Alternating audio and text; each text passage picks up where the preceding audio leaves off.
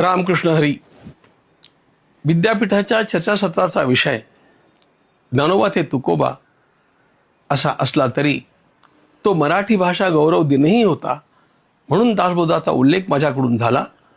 दासबोध हा स्वतंत्र ग्रंथ असं म्हणताना तो इतर ग्रंथांच्यापेक्षा श्रेष्ठ आहे असं मी म्हटलं नाही, किंवा अन्य ग्रंथच नाहीत असंही म्हटलं नाही. तो वेगळ्या प्रकारचा ग्रंथ आहे इतकंच मला रचनेच्या दृष्टीनं म्हणायचं होतं.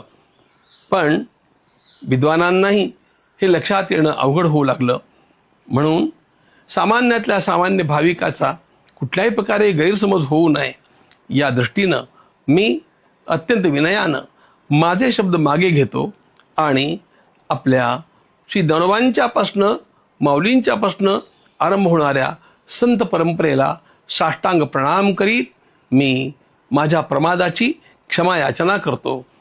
हिंदू समाजाच्या ऐक्यासाठी प्राणार्पणही करण्याला तयार असलेला मी आमच्या सामान्यातल्या सामान्य भाविकालाही याच्यामुळे जर काही गैरसमज झाला असेल आणि त्याच्या मनाला दुःख झालं असेल तर त्याचीही मी अत्यंत विनम्रतेनं क्षमा याचना करतो.